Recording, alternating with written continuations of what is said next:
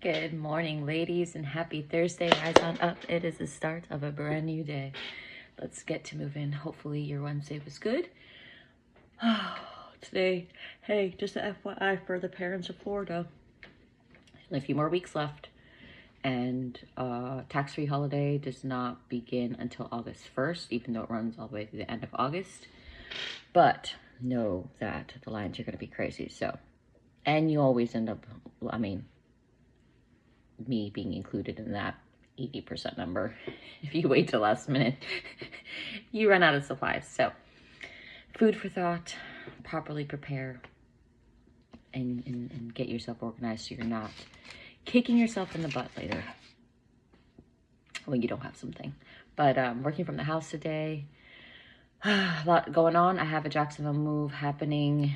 I didn't have to travel there, but I'm doing all of the catering and coordinating and grocery delivery drop off and all that from afar, but it is all good. Today's gonna be a great day. Lots to do, but it's gonna be a great day. Blessed and favored, so I'm not gonna complain. We're hopping on Proverbs, so chapter 17. Before we start our day, let's fill our cup. Proverbs 17 verse 1 goes like this.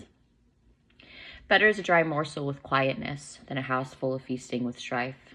A wise servant will rule over a son who causes shame and will share an inheritance among the brothers. The refining pot is for silver and the furnace for gold, but the Lord tests the hearts. An evildoer gives heed to false lips. A liar listens eagerly to a spiteful tongue. He who mocks the poor reproaches his maker. He who is glad at calamity will not go unpunished. Children's children are the crown of old men, and the glory of children is their father. Verse 7, excellent speech is not becoming to a fool, but less lying lips to a prince. A present is a precious stone in the eyes of its possessor. Wherever he turns, he prospers. He who covers a transgression seeks love, but he who repeats matter just separates friends. Rebuke is more effective for a wise man than 100 blows on a fool. An evil man seeks only rebellion, therefore a cruel messenger will be sent against him. Let a man meet a bear robbed of her cubs, rather than a fool in his folly. Whoever rewards evil for good, evil will not depart from his house. The beginning of the strife is like releasing water, therefore stop contention before a quarrel starts. He who justifies the wicked and he who condemns the just, both of them alike are an abomination to the Lord.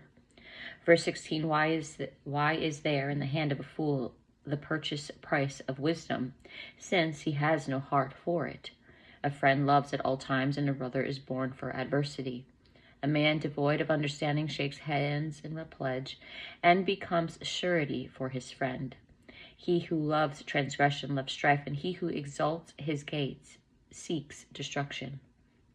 He who has a deceitful heart finds no good, and he who has a perverse tongue falls into evil. He who begets a scoffer does so to his sorrow, and the father of a fool has no joy. A merry heart does good like medicine, but a broken spirit dries the bones. A wicked man accepts a bribe behind the back to pervert the ways of justice. Wisdom is in the sight of him who has understanding, but the eyes of a fool are on the ends of the earth. A foolish son is a grief to his father, and bitterness to her who bore him. Also to punish the righteous is not good, nor to strike princes for their uprightness. He who has knowledge spares his words, and a man of understanding is of a calm spirit. And lastly, verse 28, even a fool is counted wise when he holds his peace. When he shuts his lips, he is considered perceptive. Some context behind chapter 17. It states peace and contentment within are more important than material possessions. A home full of anger, however elegant, is a place of misery. And is that not the truth? Some homes are beautifully done.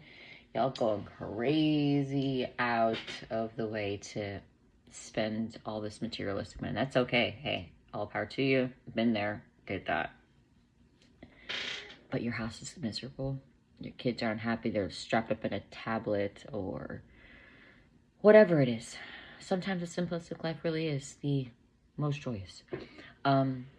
Or just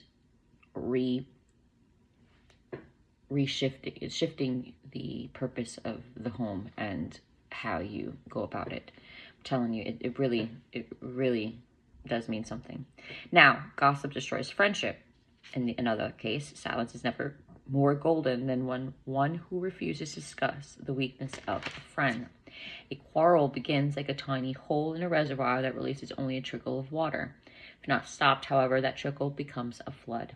An issue of conflict should be dropped before a dispute can even begin. Nothing should be allowed to fester. This excellent advice will keep peace in all relationships. Also, foolish sons and daughters bring bitterness, grief, sorrow, and a lack of joy to parents. Scoffer refers to one who is dull and thick-headed, while fool refers in the Bible to one who lacks spiritual perception and sensitivity. The child with such characteristics or a person brings sorrow and brokenness to parents. An inner life affects physical well-being. Attitude affects countenance. A broken and depressed spirit may be attributed to many things, such as family strife, gossip, quarrels, or a foolish child. And how can you have a merry heart in the midst of grief and brokenness? Pleasing the Lord in our interactions with others is always the best way, and to keep quiet is the best. Honestly, sometimes it is. Silence is golden. I've learned that in the last year and a half. It has been a process. I'm not saying I'll skip up at times. I'm human, just like you are. I'm not perfect, nor do I claim to be. However, keeping silent when someone's coming out the mouth, or maybe a disagreement or something that you don't agree with, I think that's something we've lost here in America today. A little too much of our emotions run out of our mouth. And then when God is about peace, he's about joy, he's about solitude, he's just about all the good things. When you're someone feeling like pain, fear, anger, bitterness, all that's of the enemy. And he wants you to be in that, because when you are in that, you lose your cool, you step out of character, you do some dumb things, whether it be fighting somebody, whether it be hitting somebody, whether it be saying something that you cannot take back, whatever it is. It's a good thing just to walk away. Collect yourself, breathe, think about what you want to say to that person, then come back and reconvene. Nothing is better than showing the enemy that you're not going to argue and that you're not going to fight, and that you are going to resolve problems, whether it be your child, whether it be your spouse, whether it be your friend, whether it be your parent. You're going to resolve it with peace, understanding, and patience. So, to whoever has needed that for today. But I got to get myself moving.